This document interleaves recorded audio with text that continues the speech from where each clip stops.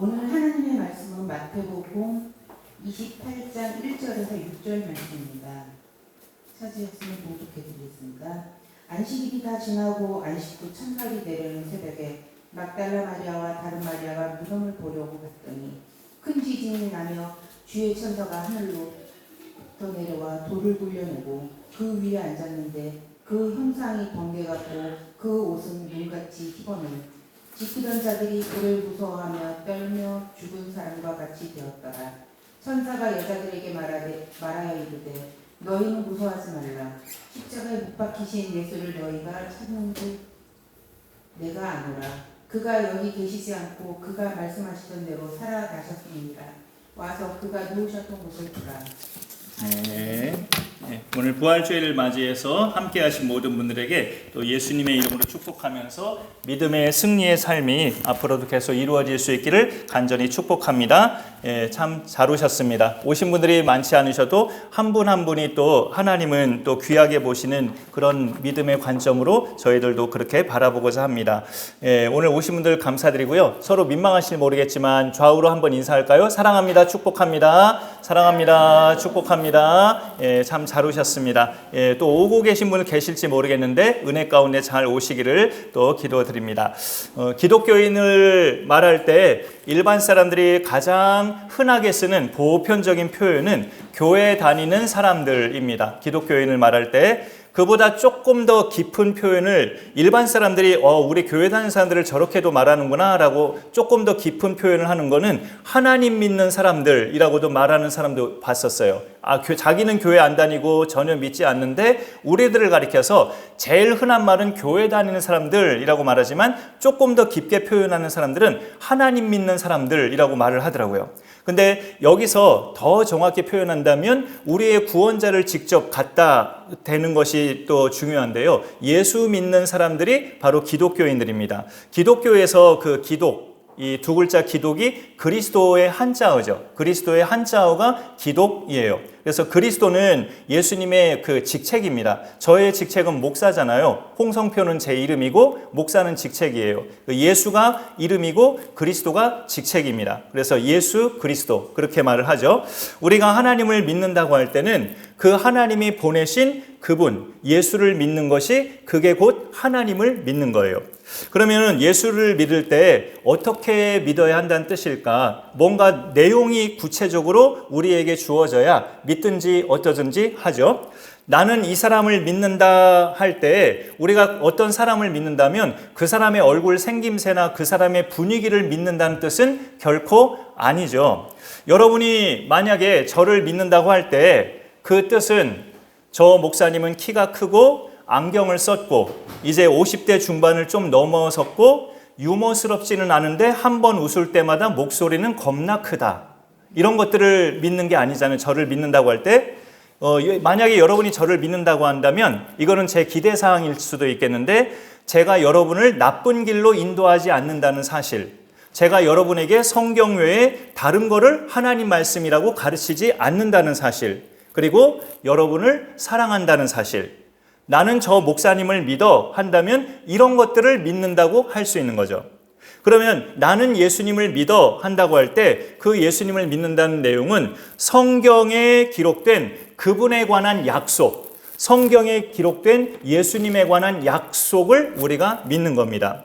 예수님과 연결된 약속이 뭘까요? 우리 많은 말씀들이 있는데 이 말씀을 하나 우리가 읽어보겠습니다. 로마서 10장 9절에 예수님과 관련된 아주 대표적인 약속인데 우리의 결단을 요구하는 말씀이에요. 같이 읽어봅니다. 시작. 네가 만일 네 입으로 예수를 주로 시인하며 또 하나님께서 그를 죽은 자 가운데서 살리신 것을 네 마음에 믿으면 구원을 받으리라.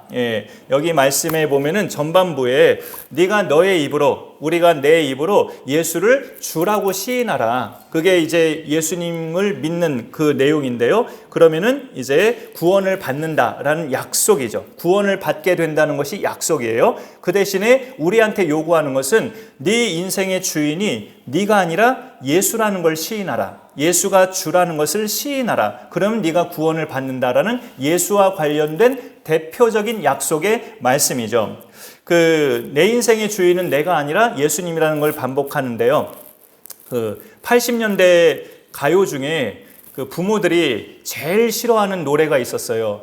내 인생은 나의 것, 이런 노래 있었어요. 부모들이 제일 싫어하고 부모들이 제일 좋아하는 노래는 윤신혜의 공부합시다. 이걸 부모들이 제일 좋아하는 노래였고요. 근데 이제 내 인생은 나의 것이라는 노래도 보면 그 가사를 보면 진짜 많은 부모님들이 또 착각하는 것이 자식을 내 것이라고 생각하는 부모의 경우가 참 많았죠. 또 한 세대 전에는 더 그랬고요.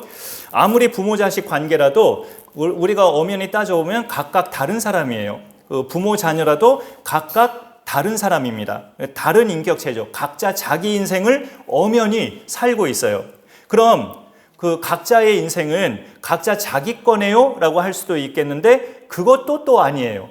우리가 지금까지 살아온 내 인생이 내 마음대로, 내 계획대로 된 순간이 있었는가를 되짚어보면 저는 거의 없었던 것 같습니다. 내 인생이 내 마음대로, 내 계획대로 된 순간이 있었는가 했을 때 거의 없었던 것만 떠올려 봐도 내 인생은 내 것이 아니구나, 내 마음대로 되지 않구나를 알 수 있죠. 예수 믿는다는 것은 그분이 내 인생의 주인임을 인정하는 겁니다. 그분은 하나님이시기 때문에 결함이나 실수나 아쉬운 부분이 없어요. 완전하신 분입니다. 그러니 우리가 내 인생의 주인을 나에서 예수로 바꾸면 그동안 살면서 꼬이고 막혔던 문제들이 풀려나가기 시작해요. 나는 죄인인데 예수는 하나님이시거든요.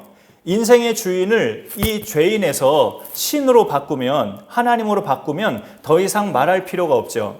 그 순간부터 문제는 풀어지고 길이 열리고 보입니다.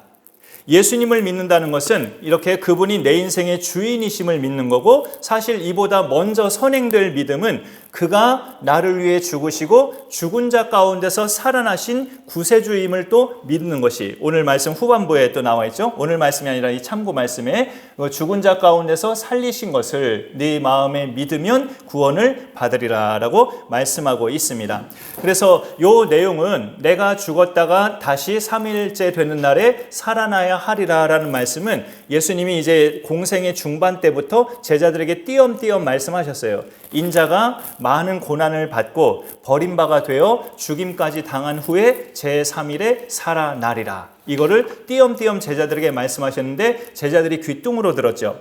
그래서 오늘 여기 말씀에도 오늘 본문의 6절에도 마태복음 28장 6절에도 천사가 그 무덤을 찾아온 여인들에게 한 말인데 그가 여기 계시지 않고 그가 말씀하시던 대로 살아나셨느니라 이렇게 말하죠. 그가 평소에 말했다는 거죠. 예수가 내가 죽을 거야. 그렇지만 3일째 되는 날에 다시 살아난다. 평소에 말했다는 거죠. 예수께서. 그가 말하신 대로 여기 안 계셔 라고 그 여인들에게 주의 천사가 대신 나타나서 말씀을 하고 있는 거예요. 그때가 언제냐면 여기 본문에 보니까 1절에 안식일이 다 지나고 안식 후 첫날 새벽에 그렇게 시간이 나와 있죠. 예수님이 크리스마스 성탄하시기 전까지 구약시대에는 안식일이 토요일이었어요. 그래서 지금도 안식교단이나 많은 이단교단이 토요일을 예배의 날로 지키고 해요.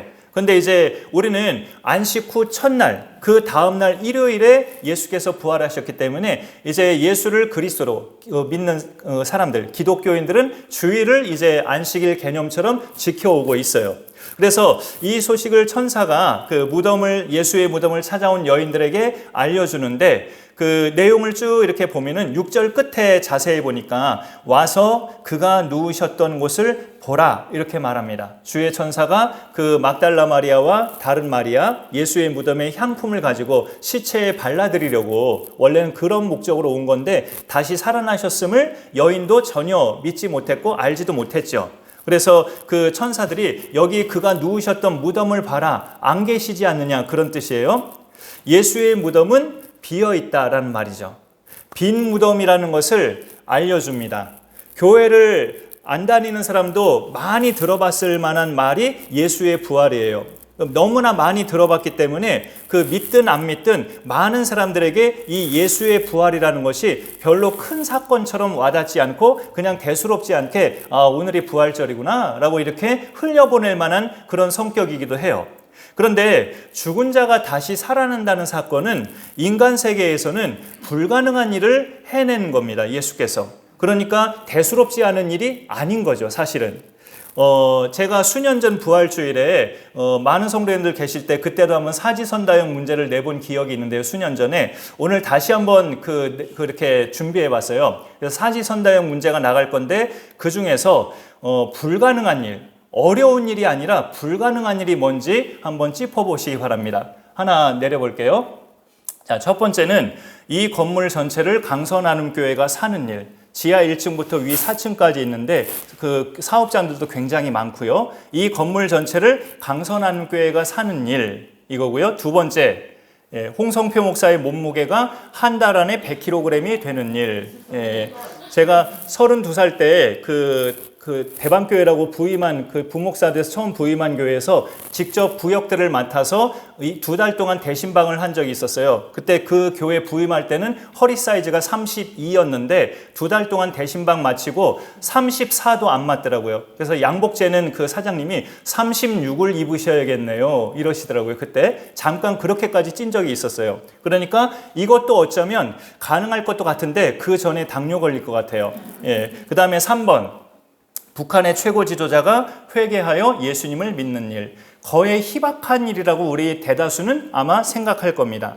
마지막 4번, 숨이 끊어진 자가 3일 만에 살아나는 일이래요. 자, 여기 네 가지 중에서 엄청나게 어려운 일 말고 아예 불가능한 일이 뭐예요? 아예 불가능한 일. 4번이죠. 1, 2, 3번은 엄청나게 어려운 일이지 아예 불가능하다고까지 단언할 수는 또 없어요. 엄청나게 어렵지만 그렇다고 불가능한 일이라고까지 말할 거는 또 아니에요. 하지만 4번은 어려운 일이 아니라 불가능한 일입니다. 불가능한 일. 이 불가능한 일을 행하신 분이 계시는데 우리가 그분을 믿으면 구원을 받는다고 성경은 알려주는 거예요. 그분만이 우리를 구원하실 수 있는 자격이 되시기 때문에 그래요. 구원자의 자격은 크게 두 가지인데요. 하나는 죄가 없어야 되는 거고 또 하나는 죽음의 문제를 해결할 수 있는 존재여야 합니다. 죄가 없는 자가 구원자의 자격인데 성경은 로마서 3장 23절에 모든 사람이 죄를 범하였다고 말을 해요. 그러니 구원자 중에는 사람이 될 수가 없죠. 말하자면 하나님밖에 없어요. 구원자의 자격은. 그리고 또 하나의 문제는 죽음의 문제를 해결할 수 있는 자가 구원자의 자격인데 사람은 왜 죽는 걸까요? 라고 묻는다면 수명이 다해서 죽는 거죠 라고 말씀하실지 모르겠어요. 그렇지만 모든 사람이 수명이 다해서만 죽나요? 불치의 병으로도 죽고 사고로도 죽어요. 그러니까 수명이 다해서 죽는 거죠 라는 것은 정확한 답은 아니에요. 하나님 말씀인 성경에서는 죽음을 죄의 결과라고 말을 해요. 죄의 결과 때문에 죽음이 온 거예요. 그럼 이 죽음의 문제를 해결하는 방법이 뭘까요? 해결하는 방법? 이 정답이 이거예요. 죄가 없는 대상이 죽었다가 살아나야 돼요. 죽음의 문제를 해결하는 방법은 죄가 전혀 없는 대상이 죽었다가 살아나야 해결될 수 있어요. 그 방법을 쓸 수 있는 건 사람 중에는 아무도 없습니다. 그런 점에 있어서 사람들이 일컫는 여러 성인들은 죽기는 했지만 살아나진 못했어요. 좀 웃기는 그림인데 한번 볼까요? 저 그림에는 소크라테스, 그 다음에 무함마드, 그 다음에 또 누구야? 공자, 그리고 석가 이렇게 있어요. 불교나 유교의 창시자, 그리고 소크라테스, 이슬람교의 창시자 무함마드, 저들인데요. 저들이 훌륭한 대상인 것은 맞아요. 우리 인류에게 좋은 가르침을 남겼다는 것도 맞지만 저들의 공통점은 다 죽었어요. 다 죽었고 무덤이 있어요. 따라서 죄인들의 구원자가 될 수가 없어요. 이들이 죽었다는 것은 또 뭐를 나타내 주냐면 이들 역시 죄인이란 뜻이에요. 종교의 창시자들도. 죄가 없으면서 동시에 죽음의 문제까지 해결하신 분은 오직 예수 그리스도입니다. 다음 그림을 한번 보실까요? 그림이 좀 만화같이 돼서 그런데 제일 위에 글씨에 보면 또 예수님은 죄가 있는 아담의 혈통을 통해서 이 땅에 오신 분이 아니시고 성부, 성자, 성령이 존재하시는 그 중에서 성자 하나님의 또 뭐예요? 마리아의 몸을 빌려서 이 땅에 왔다고 그렇게 나와 있습니다. 모든 사람은 저도 그렇고요, 여러분도 그렇고요, 보통 생육법으로 이 땅에 태어났어요. 보통 생육법이 뭡니까? 엄마 아빠가 결혼하셔서 그 관계 속에서 우리가 태어났다고요. 그게 보통 생육법이에요. 그러나 예수님은 우리가 아까 사도신경 고백할 때마다도 있었지만 성령으로 잉태하사 그렇게 잉태되셨어요. 남자와 여자의 관계와 상관없이 여인의 몸만 빌려서 성령으로 잉태되었다는 것이 이게 믿을 수 없는 이야기죠. 예수는 그렇게 오셔야만 죄의 영향권 밖에서 이 땅에 오실 수 있기 때문에 그 방법으로 오신 거예요. 남자에게서 태어나면 죄인으로 태어나 버리기 때문에 그렇게 태어나시면 안 됐고 성령으로 잉태되셨고 단 여인의 몸만 빌려서 그렇게 이 땅에 태어나신 건데 그 여인의 몸으로 당첨된 여성이 마리아예요. 그 마리아가 하나님께 그렇게 당첨이 돼서 어쨌든 낳았기 때문에 예수의 어머니가 됐죠. 하지만 우리는 천주교에서처럼 그 예수의 어머니 마리아를 성모라고 하진 않아요. 우리는 그 몸을 빌려서 아기 예수를 낳아주신 것 뿐이지 예수의 어머니도 아빠 엄마가 있잖아요. 마리아도 그거는 아담의 후손이란 뜻이고 마리아도 죄인으로 태어났다는 증거죠. 오직 예수만 마리아의 몸만 빌려서 성령으로 잉태되셨어요. 남자와 상관없이. 그렇게 출생하신 예수님만이 바로 우리의 구원자시란 뜻입니다. 오직 성령으로 잉태되신 예수만이 자기 백성을 그들의 죄에서 구원할 자가 돼요. 예수님이 우리를 위해서 해주신 일이 이 그림 한가운데 밑에 보면은 딱 나와 있죠. 십자가에서 피 흘려 죽으셨어요. 피를 흘려야만 죄를 용서받는 효력이 있기 때문에 예수님이 우리 대신 피를 흘리심으로 우리가 받을 죄의 형벌을 예수께서 대신 받으신 거죠. 그런데 이렇게 죽으신 걸로 끝난 게 아니라 그 옆에 딱 보면은 관뚜껑이 콱 열려서 다시 살아남의 그림이 있죠. 부활을 하셨어요. 무덤 자체가 빈 무덤이잖아요. 이 세상의 모든 종교의 창시자는 다 죽었어요. 무덤이 있어요. 오직 예수님만 죽음을 이기고 부활하셨기 때문에 무덤이 없어요. 예수님의 부활하셨다는 것을 예수님의 부활은 그분이 어떤 분이라는 걸 증명하냐면 그가 하나님이시고 그는 죄가 없으시고 따라서 우리의 유일한 구원자시다. 그걸 증명해줘요. 그러니 우리가 부활을 말할 때 제일 처음으로 말해야 될 것은 예수의 다시 사심, 거기부터 출발해야 부활을 이야기하는 겁니다. 예수님 없이 부활을 말한다. 그거는 이제 뭐 부활 가수 그룹 그런 이야기 하는 것일 거죠. 부활이라는 것 자체가 예수님을 빼면 있을 수 없기 때문에 성경에서도 예수님을 부활의 첫 열매라고 말을 해요.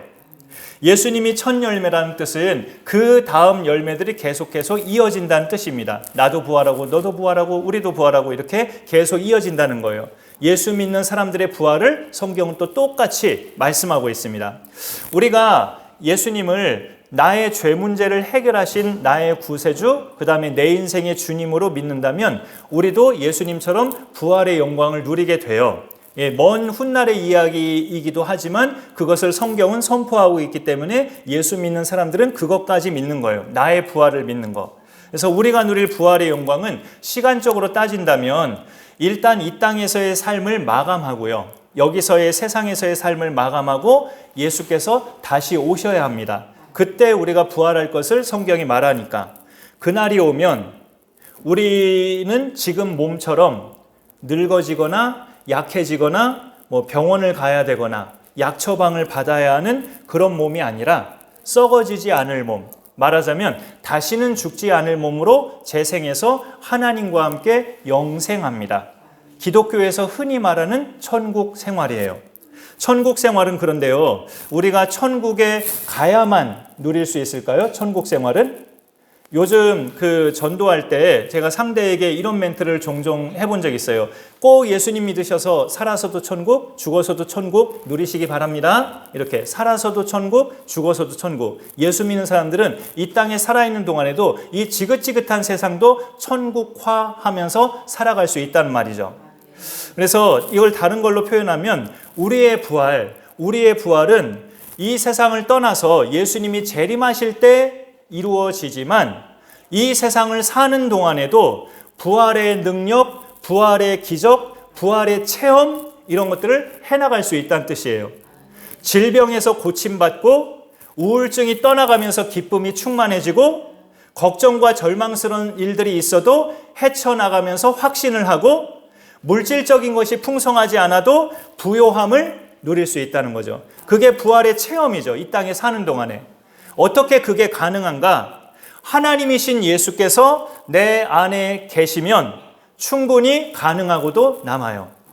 예수님으로 인한 부요함은 더 이상 내가 죄의 노예가 아니라는 것으로 인한 평안이거든요. 내가 더 이상 이제 죄의 노예가 아니다. 나는 이제 죄의 노예에서 해방됐다 함으로 누리는 평안이기 때문에 그 평안이 우리를 부요함을 갖게 해요. 이 부요함이 있으면 우리는 모든 일을 해낼 수 있습니다. 인간의 능력으로 해낼 수 없는 일은 딱 두 가지였거든요. 죄 문제 해결과 죽음 문제 해결. 이 죄와 죽음 문제 해결을 예수께서 십자가 죽음을 대신 당하시고 부활하심으로 해결해 주셨어요. 죄와 죽음의 문제는. 그러면 그 나머지의 문제들은 죄와 죽음의 문제를 해결받은 인간은 해나갈 수 있어요. 나머지 모든 문제는. 우리가 믿는 자에게 영생이라는 선물이 약속되어 있기 때문에 이 몸이 나중에 죽어도, 이 육신이 나중에 죽어도 이 죽음이 두려움이나 공포가 되지 않는다는 말이죠. 인간이 스스로 풀 수 없는 문제는 죄와 죽음 그 두 가지인데 그거를 예수께서 다 깔끔하게 해결하셨기 때문에 예수 안에 있는 사람들은 다른 문제들은 풀어나갈 수 있습니다. 하나님을 아버지라고 우리는 부를 수 있기 때문에 어려우면 그분께 기도해서 응답받으면서 풀어나갈 수 있고, 또 나를 계속 죄에 빠지도록 유혹하는 마귀에 대해서는 내 안에 예수가 있기 때문에 예수의 이름으로 물리치면 물러갈 수 있어요. 그렇게 우리는 헤쳐나갈 수 있습니다. 죄와 죽음의 문제만 해결받은 사람이라면 나머지 모든 문제는 살면서 헤쳐나갈 수 있어요. 오늘 함께 하신 모든 분들에게 그런 축복이 가득 채워질 수 있기를 소망합니다. 그런 점에서 지난 11월 초청주일 때도 오신 분들과 함께, 기존 성도님들과 또 초대받아 오신 분들과 함께 이 영접 기도를 했었는데, 다시 한번 혹시 까먹으셨으면 오늘 다시 한번 기도를 하고 예수님이 내 안에 계심을 우리가 또 확신하면서 돌아가면 좋겠습니다. 심지어는 매주마다 교회를 못 나와도 내가 오늘 이 2025년 4월 20일에 영접한 예수님으로 나는 늘 예수 안에 거하고 있다는 것을 확신하시면 좋겠어요. 그 내용이 다시 있는데 저는 이렇게 비스듬하게 보여서 정확하게 보이진 않네요. 우리 같이 한번 읽어보면 좋겠습니다. 읽는 거지만 여러분 각자가 기도하시는 거죠. 제가 딱 보니까 오늘 오신 분들은 이 영접 기도문에 크게 거부 반응 없으실 분들만 사실 오셨어요. 그러니까 같이 우리가 믿음으로 하면서 또 진정으로 예수가 내 안에 계심을 확신하는 그런 시간이 되시면 좋겠습니다. 우리 영접기도 같이 한번 읽으면서 기도하겠습니다. 시작. 하나님, 저는 죄인임을 알았습니다. 죄 때문에 영원한 사망에 이른다는 사실을 알았습니다. 예수님이 저의 죄 때문에 이 세상에 오신 것을 믿습니다. 그리고 저의 죄 때문에 죽으신 것을 믿습니다. 그리고 예수님이 죽음을 이기시고 살아나신 것을 믿습니다. 이제 예수님을 제 마음속에 주인으로 모셔드립니다. 저를 구원해 주신 예수님의 이름으로 기도드립니다. 아멘. 이 영접기도와 더불어서 한 2, 3분짜리 영상이 있는데 그거 마저 보고요, 봉헌하는 시간 갖도록 하겠습니다.